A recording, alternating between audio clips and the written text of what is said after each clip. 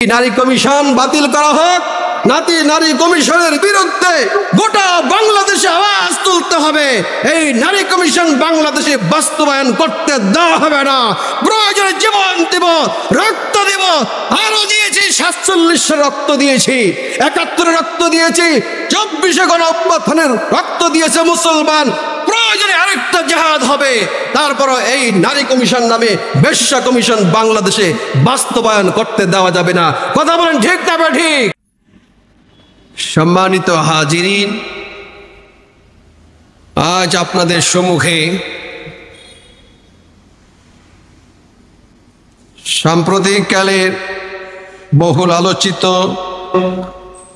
একটি বহুল সমালোচিত এবং আলোচিত বিষয় সমসাময়িক, তা হচ্ছে নারী বিষয়ক সংস্কার কমিশনের প্রতিবেদন। নারী বিষয়ক সংস্কার কমিশনের প্রতিবেদন সম্পর্কে আপনাদেরকে ওয়াকিফহাল করতে চাই। এই নারী কমিশনের মধ্যে কি রয়েছে, কারা করলো, কেন করলো, তা আমাদের সকল মুসলমানদের জানা থাকা দরকার। কথা বলেন ঠিক না ঠিক? আমাদের অজান্তে অনেক কিছুই হয়ে যাচ্ছে, হওয়ার চেষ্টা করা হচ্ছে। আমরা মুসলমান আসলে যেভাবে সাহাবায়ে কেরাম মুসলমান হয়েছেন সেইভাবে আমরা হতে পারি নাই। এজন্য এত সংখ্যা থাকা সত্ত্বেও আমাদেরকে ইহুদি খ্রিস্টানরা কান ধরে উঠবস করাইতে পারতেছে। আমাদের দেশের মুসলমান নামধারী মুসলমান ইহুদি খ্রিস্টানদের দালাল, ইসলামের শত্রুদের দালাল, এদেরকে দিয়া এক এক সময় এক একটা ইসলামের বিরুদ্ধে আইন প্রণয়ন করার দুঃসাহস দেখিয়েছে তারা, এবং দেখাচ্ছে। আমরা যদি সোচ্চার না হই তাহলে আমরা আমাদের ঈমান ও আমল, আখলাক, চরিত্র, সংস্কৃতি, তাহজিব, তামাদ্দুন নিয়ে আমাদের মা বোন, স্ত্রী, সন্তানদেরকে নিয়ে ইজ্জতের সাথে বসবাস করা মুশকিল হয়ে দাঁড়াবে। এদেশকে ইউরোপের কালচার, নষ্ট কালচার আমাদের উপরে চাপিয়ে দেওয়ার অপচেষ্টা চালানো হচ্ছে। উলঙ্গপনা, বেহায়াপনা, বেপর্দাপনা, সমকামিতা, অশ্লীল পর্নোগ্রাফি, অশ্লীল পোশাক সংস্কৃতি, নাচ গান ইত্যাদি সহ এই সকল নষ্ট সংস্কৃতি আমাদের উপরে চাপিয়ে দেওয়া হচ্ছে। 92% মুসলমান হওয়া সত্ত্বেও আমরা গুটি কয়েক নাস্তিক শাহবাগীদের বিরুদ্ধে পেরে উঠতে পারছি না। এর কারণ হচ্ছে আমরা আপামর মুসলিম জনতা সোচ্চার না, সচেতন না। আমাদের প্রত্যেকের সচেতন হওয়া দরকার, সচেতন থাকা দরকার। ইসলাম শুধু নামাজের নাম নয়, রোজা, হজ, যাকাত, কুরবানি এক গুটি কয়েক আমলের নাম না। ইসলামের নির্দিষ্ট এরকম কোনো রূপ নাই, সংক্ষিপ্ত নির্দিষ্ট আনুষ্ঠানিকতার রূপের নাম ইসলাম নয়। ইসলাম হচ্ছে পূর্ণাঙ্গ একটি জীবন ব্যবস্থা। এই পূর্ণাঙ্গ জীবন ব্যবস্থার মধ্যে যারা বাম হাত ঢুকাবার চেষ্টা করছে, যারা বাড়াবাড়ি করার চেষ্টা করছে, তাদের বিরুদ্ধে আমাদেরকে সর্বদা সোচ্চার থাকতে হবে। কথা বলেন ঠিক না ঠিক? আসুন আমরা জেনে নেই বেশ্যা কমিশন, নারী বিষয়ক সংস্কার কমিশন, এটা নারী বিষয়ক সংস্কার কমিশন নয়, এটা হচ্ছে বেশ্যা সংস্কার কমিশন। এই বেশ্যা সংস্কার কমিশনের মধ্যে কি আছে? এখানে যেই বিষয়গুলো তারা উল্লেখ করেছে 318 পৃষ্ঠার একটি প্রতিবেদন বর্তমান অন্তর্বর্তীকালীন সরকারের প্রধান উপদেষ্টার কাছে তারা পেশ করেছে। এই কমিশনের মধ্যে নারীবাদীরা একটা কমিশন গঠন করেছে। এই নারীবাদীরা, সেখানে দেখবেন আপনার, আমার কাছে অনলাইন কপি আছে, পিডিএফ কপি 318 পৃষ্ঠার। এটার প্রথম পৃষ্ঠার ছবি দেওয়া আছে 7 জন, তাদের দৃষ্টিতে মহীয়সী কন্যা নারী, এরা একটাও দুনিয়াতে নাই। এই 7টা শয়তান, 7টা নারী, তাদের উপরে দেওয়ার দরকার ছিল শয়তানের একটা ছবি। শয়তান সহ 8 জন এই বদমাশ কুলাঙ্গার, এরা যে সমস্ত কথাগুলো তারা বলে গিয়েছে, এদের কথায় উদ্বুদ্ধ হয়ে অনুপ্রেরণা নিয়ে বর্তমান নারী কমিশন এই বই প্রণয়ন করেছে। যারা এই কমিশন তৈরি করল, কমিশনে যে সমস্ত সদস্যরা আছে এরা হচ্ছে শাহবাগী নারী। এখানে কোনো মুসলিম নেই, কোনো মুসলমান নেই। এদেশে শাহবাগী নারীর সংখ্যা বেশি নাকি ইমানদার নারীর সংখ্যা বেশি? কথা বলতে হবে। সবাই বললেন না কেন? আপনার কি সন্দেহ আছে? কারের সংখ্যা বেশি? নামাজিদের সংখ্যা বেশি, পর্দাওয়ালাদের সংখ্যা বেশি নাকি শাহবাগীদের সংখ্যা বেশি? আমার মা আপনার মা, আমার আপনার মা বোন, আমার আপনার কন্যা, আমার আপনার স্ত্রী, আমার আপনার পুপি, আমার আপনার খালা, আমার আপনার নানি দাদি, আমাদের মহিলাদের জন্য আইন প্রণয়ন করার শাহবাগী নারীদের কি অধিকার রয়েছে? তাদের কোন অধিকার আছে? আপনার স্ত্রীকে ব্যাপারটা রাস্তায় নামায় দেওয়ার অধিকার কি তাদের আছে? সুতরাং নারী সংস্কার কমিশন যদি তৈরি করতে হয়, এদেশের আল্লাহওয়ালা, খোদাভীরু, পরহেজগার, নেককার মহিলা এবং পুরুষদের সমন্বয়ে নারী কমিশন তৈরি করতে হবে। নাস্তিক্যবাদের এই নারী কমিশন 92% মুসলমানদের দেশে চলতে পারে না। কথা বলেন ঠিক না বেঠি?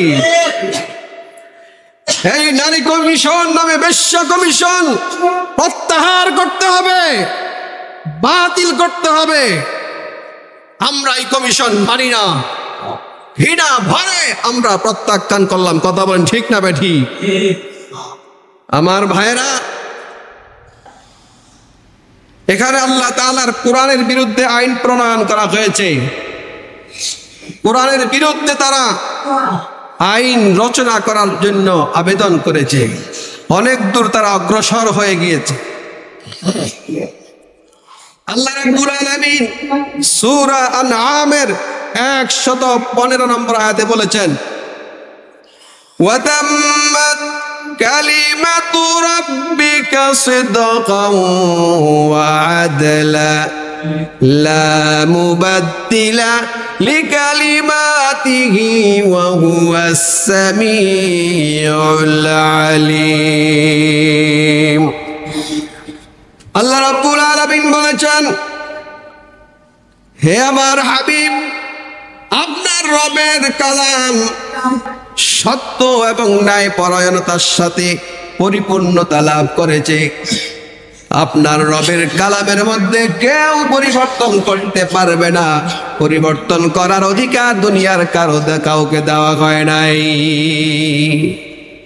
আল্লাহর কালাম পরিবর্তন করার ক্ষমতা কারো আছে?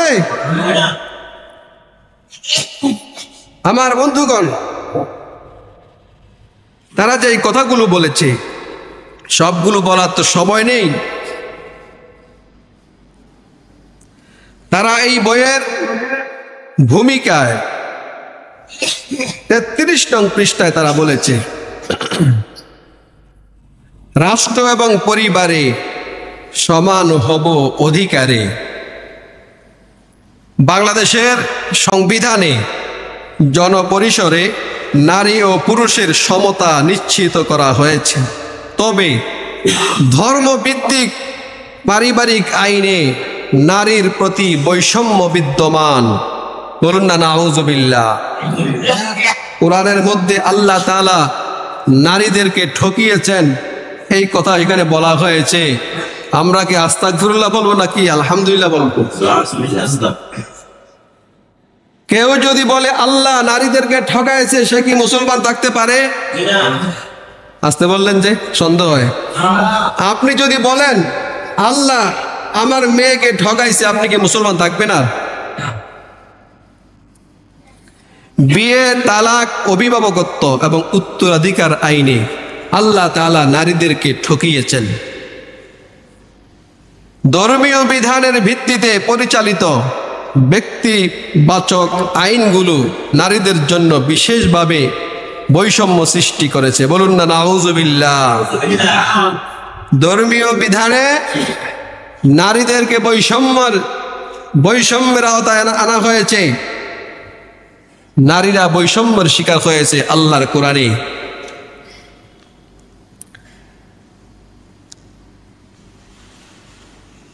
এবং তারা আরো বলেছে,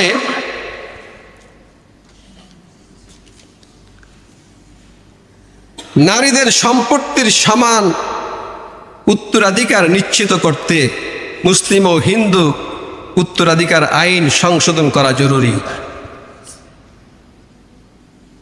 কোরআন যে নারীদেরকে পুরুষের অর্ধেক, পুরুষকে নারীর অর্ধেক, পুরুষকে নারীর ডাবল দেওয়ার কথা বলা হয়েছে, এটা নাকি তাদের দৃষ্টিতে বৈষম্য করা হয়েছে।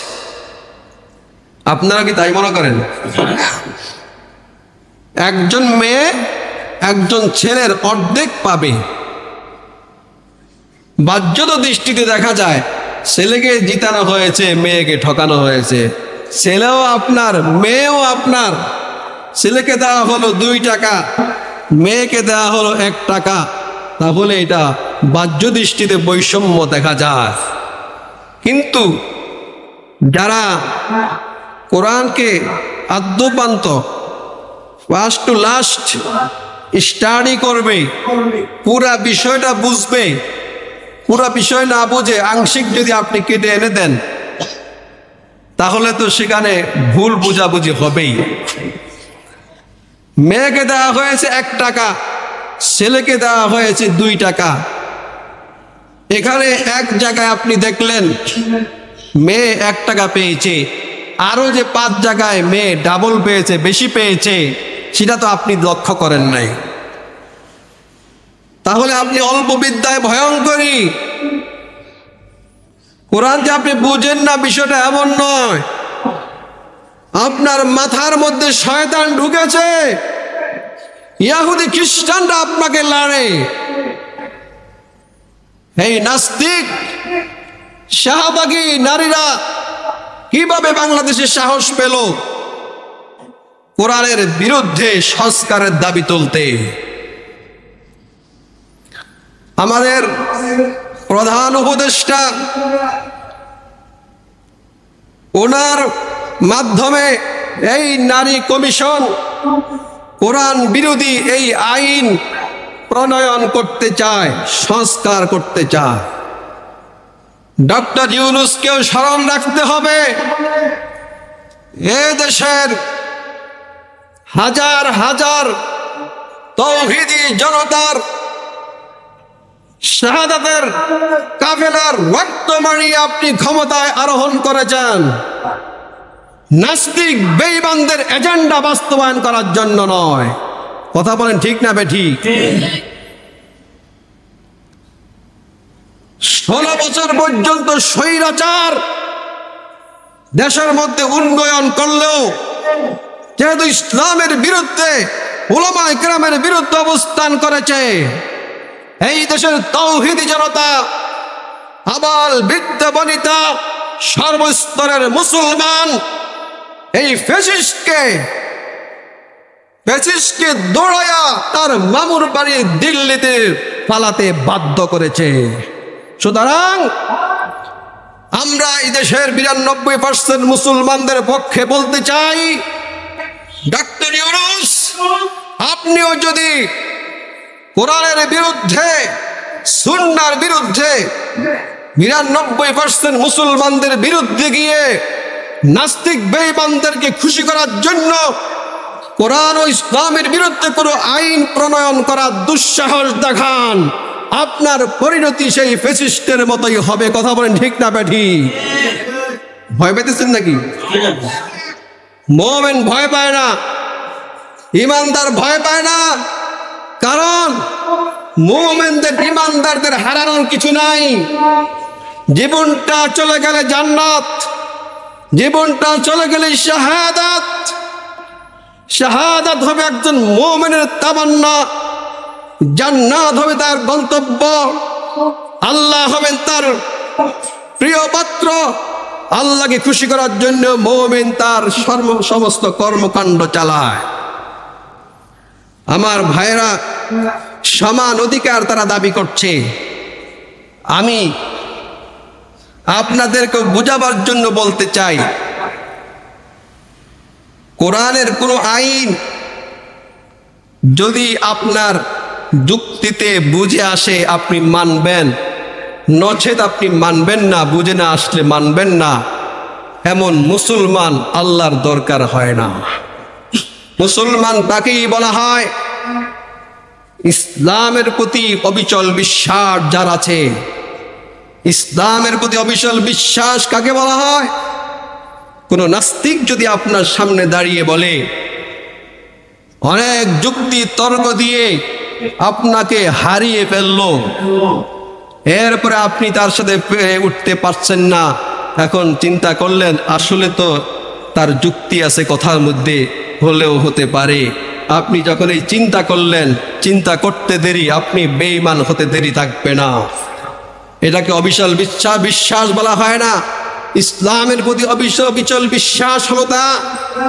নাস্তিক বেঈমান যতই যুক্তি আনুক না কেন, যতই প্রজ্ঞা দেখাক না কেন, আপনি যদি তার সাথে তর্কে নাও পেরে থাকেন, আপনি এই কথা বলবেন যে আমি হয়তো আপনার সাথে তর্কে পারছি না, কিন্তু আমি 100% কনফিডেন্স, আমার বিশ্বাস আছে এই বিধান সত্যিকারী আল্লাহর পক্ষ থেকে কল্যাণকর বিধান, এর মধ্যে বিন্দু মাত্র সন্দেহ নাই। কথা বলেন ঠিক না ঠিক?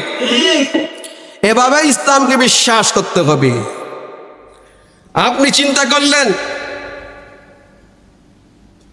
সন্তান মারা গেল আপনার নাতির আগে, নাতিকে কোনো সম্পদ আল্লাহ দিল না, উত্তরাধিকারের মধ্যে তার কোনো হেচ্ছা নেই, কি বিধান করলো আল্লাহ?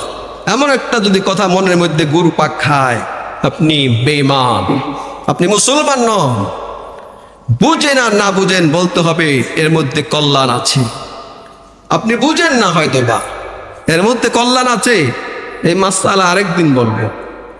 আমি বলতে চাই, এই শাহবাগী নারীরা, এই বেশ্যা নারী কমিশনের এই সদস্যরা যেই দাবি তুলেছে নারী পুরুষের সমান অধিকার, নারী পুরুষের সমান অধিকারের যদি দাবি তোলা হয়, তাহলে নারীর প্রতিটা ইনসাফ হয় না, বেইনসাফি হয়। তারা চেয়েছে নারী পুরুষের সমান অধিকার, আর আল্লাহ তাআলা দিলেন নারীদেরকে অগ্রাধিকার। আল্লাহ দিয়েছেন কি? নারীদেরকে অগ্রাধিকার। নারীদেরকে যদি সমান অধিকার দেওয়া হয়, নারীরা পুরুষের সাথে কুলিয়ে উঠতে পারবে না। কথা বলেন ঠিক না ঠিক? আল্লাহ যদি বলেন, হে স্বামী তুমিও 2.5 মণের বস্তা মাথায় লও, হে স্ত্রী তুমিও 2.5 মণের বস্তা মাথায় নিতে হবে, এটা হলো সমান অধিকার, তাহলে কি ইনসাফ হলো? প্রশ্ন থাকবে, নারীর শরীর হলো দুর্বল, তার শরীর কোমল, কঠোর হার্ড ওয়ার্ক সে করতে পারে না, এই জন্য পুরুষে 2.5 মনের বস্তা মাথায় নিলেও নারী 2.5 মনের পারবে না। এই ক্ষেত্রে নারীদেরকে অগ্রাধিকার দিতে হবে। তুমি যেহেতু নারী, তুমি বস্তা নিলে যে নিতে চাও, তাহলে 10 কেজি বা 20 কেজির একটা মাথায় নিতে পারো। 2.5 মনের বস্তা আল্লাহ তাআলা নারীদের মাথার উপর কি করে না, চাপায়া দেন নাই। তাহলে এখানে কি আল্লাহ কি সমান অধিকার দিয়েছেন, নাকি ঠকাইছেন, নাকি অগ্রাধিকার দিয়েছেন? অগ্রাধিকার দিয়েছেন নারীকে। যারা নারীদের সমান অধিকারের দাবি করে, এরা না বুঝে করতেছে। পশ্চিমারা যা বলাবার চেষ্টা করছে, তাদের মুখস্থ করা বলি এই শাহবাগী নারীরা মুখে আওড়াচ্ছে, এছাড়া এর বেশি আর কিছু নয়। আমার বন্ধুগণ, সমান অধিকারের কথা যদি বলা হয়, সভ্যতার চাকা ঘোরাবার জন্য যে গাড়ি নির্মাণ করা হয়েছে, গাড়ির চাকা আছে, চাকার ভিতরে আছে টিউব, বাহিরে আছে টায়ার। টিউব যদি এবার এসে, সংস্কার চলতেছে বাংলাদেশের মধ্যে, প্রধান উপদেষ্টার কাছে দাবি তোলে টিউব, সমস্ত চাকার টিউবরা বের হয়ে আসে, বলে আমরা এত বছর পর্যন্ত চাকার ভিতরে ছিলাম, আমরা এবার বাহিরে থাকতে হবে, আমাদেরকে সমান অধিকার দিতে হবে। এই পর্যন্ত টায়ারগুলো রাজত্ব করেছে। আর মানি না, মানবো না, স্বামীর ঘরে থাকবো না, ঘরে বসে থাকবো না, স্বামীর কথা মানবো না, আমাদেরকে বাহিরে এনে দিতে হবে। ইউনূস সাহেব তাদেরকে খুশি করার জন্য, চাকাগুলাকে খুশি করার জন্য টিউবগুলাকে বাহিরে দিল, টায়ারগুলাকে ভিতরে দিল, অথবা সমান অধিকারের জন্য টায়ার এবং টিউব দুটোটাই বাহিরে রাখলো। বুঝে থাকলে বলুন, সভ্যতার চাকা কি ঘুরবে? ঘুরবে? এই টিউব কি বাহিরের ওয়েদার মোকাবেলা করার মতো শক্তি আছে? টিউব কি, চাকা যেমন শক্তিশালী মজবুত করে বানানো হয়েছে, টায়ারগুলা, টিউবগুলা কি ওইরকম শক্ত? কথা কয় না। টিউবগুলা নরম না? টায়ার ছাড়া যদি টিউব দেওয়া হয়, এখান থেকে ওইখানে যাওয়ার আগেই তো এটা কি হয়ে যাবে, পাঞ্চার হয়ে যাবে, বারাস্ট হয়ে যাবে। এই জন্য এই চাকার নির্মাতা তিনি টায়ারকে ভিতরের জন্য, টায়ারকে বাহিরের জন্য, টিউবকে ভেতরের জন্য তৈরি করেছেন। এই নির্মাতার সিস্টেম যদি মানা হয়, তাহলে চাকা চলবে, ঘুরবে। কুমিল্লার গাড়ি ঢাকায় যাবে, ফরিদগঞ্জের গাড়ি চট্টগ্রাম যাবে, সভ্যতার চাকা চলবে, সভ্যতার চলমান ঠিক থাকবে, সব কিছু ঠিকঠাক মতো চলবে। যদি চাকার নির্মাতার সিস্টেম ফলো না করা হয়, তাহলে সেখানে ব্যত্যয় ঘটবে, সমস্যা দেখা দিবে, বিপর্যয় দেখা দিবে। তদ্রূপ আল্লাহ পাক রব্বুল আলামিন, এই মানব সভ্যতার সৃষ্টিকর্তা, আহকামুল হাকিমিন, প্রজ্ঞাময় আল্লাহ পাক রব্বুল আলামিন নারীদেরকে দৈহিকভাবে কোমল করে তৈরি করেছেন।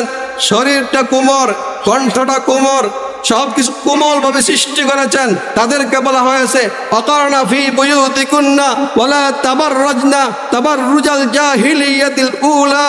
হে নারীরা, তোমরা ভিতরে থাকো, তোমরা গৃহে অবস্থান করো, নামাজ পড়ো, যাকাত দাও, আল্লাহ এবং তার রসুলের কথা মেনে চলো, এখানে তোমাদের কল্যাণ। তোমরা ফ্যানের নিচেই থাকো, ছায়ার নিচেই থাকো, প্রয়োজনে এসির মধ্যে থাকো, তোমরা ওই রৌদ্রে যেও না, খালে যেও না, বিলে যেও না, তোমরা গাছের আগাতে উঠার দরকার নাই, তোমাদের 10 তলা 12 তলার মধ্যে ঝুলে ঝুলে কাজ করার দরকার নাই, তোমরা গৃহ অবস্থান করো। আল্লাহ দিলেন এইভাবে নারীদের অধিকার, নারীদের সম্মান মর্যাদা। আর পুরুষদেরকে বলা হয়েছে বাহিরের হার্ড ওয়ার্কগুলো তোমরা করো, রিজিক অন্বেষণ করে ঘরে নিয়ে আসো। আল্লাহর এই সিস্টেম যদি মানা হয়, তাহলে মানব সভ্যতা সঠিকভাবে চলবে, মানব সভ্যতার শান্তি বিরাজমান হবে। এখানে যদি উল্টা পাল্টা করা হয়, তাহলে সেখানে বিপর্যয় নেমে আসবে। ঠিক না বেঠিক? আমার বন্ধুগণ, তারা এখানে দাবি তুলেছে, অনেকগুলো দাবি আমি এনেছি। আমি 318 পৃষ্ঠা, সবগুলোর মধ্যে আমি দৃষ্টি বুলাইছি, সেখানে অনেকগুলো পয়েন্ট আমি জমা করেছি। তারা দাবি করেছে নারীরা জেলে হতে হবে। আচ্ছা, নারীরা জেলে হবে, তাহলে বলেন তো, নারীরা যদি গোঁজ দেয়, গোঁজ বুঝেন তো, লঙ্গি কাঁচা দেয়, ছিলেন না? জাঙ্গা বললে যেমন হয় এমনই তো হয় নাকি? গোস দেওয়া যদিও পুরুষের জন্য হারাম, তারপরও দেয়। পুরুষের জন্য হারাম। এই হারাম কাজটা যদি পুরুষে করে তারপরে তো এটা মানুষে দেখতে দেখতে অভ্যাস হয়ে গেছে। কিন্তু আপনার মা বোন যদি গোস দিয়ে এভাবে মাছ ধরতে যায় জাইল্লার মতো, এখানে বলছে জেলের অধিকার দিতে হবে, তাকে জাইল্লার অধিকার দেওয়ার লাগবে। সে বিলে গিয়ে কাজ করতে হবে, রিক্সা চালাইতে হবে, গাছে টাকা তুলতে হবে, সব কিছু পুরুষের মতো করা লাগবে। বলুন তো দেখি, একজন কাঠুরিয়া, বেয়াদবি ক্ষমা করবেন, একজন কাঠুরিয়া এবং কাঠুরিনী দুইজন ঘরের মধ্যে আছে, আর কেউ নাই, আশেপাশে কোনো বাড়ি ঘর নাই, কারেন্টও ছিল না সেই জামানায়, ভিতরে ওয়াশরুমও ছিল না, আগের যুগের কথা। কুড়ে ঘরে অবস্থান করতেছে, রাত্রে 2টা বাজে, প্রচন্ড তুফান চলতেছে, ঝড় হচ্ছে, অন্ধকার আর বিজলি আর ঠাডা গজব চলতেছে দেশের মধ্যে। এই পরিস্থিতিতে স্বামী স্ত্রীকে জাগায়া বলল, হে বেগম সাহেব, আমার তো সিসি ধরেছে। কি ধরেছে? পেশাব ধরেছে। কার সমস্যা কি? আপনি আমার কাঁধের মধ্যে পা দিয়া বাহিরে মেশিনটা ফিট করে দেন না চালায়া। বুঝেন নাই? তাহলে কাঁধের পথে দাঁড়ায়া বাহিরে মেশিন ফিট করে যদি পেশাব করে দেয়, কোনো সমস্যা আসেনি? কোনো সমস্যা নাই। এবার কাঠুরিনী বলল, সমান অধিকার, আমিও আপনার কাঁধে উঠবো, কাঁধে উইঠা আমিও পেশাব করব। এবার বলেন, নারী যদি কাঁধের উপরে উইঠা পেশাবটা কইরা দেয়, তাহলে কি সমান অধিকারের মর্যাদা থাকবে? তাহলে কি নারীদেরকে সমান অধিকার দেওয়া যায় নাকি অগ্রাধিকার? ওই সমস্ত নাস্তিকরা আপনাদেরকে বিভ্রান্ত করার চেষ্টা করছে।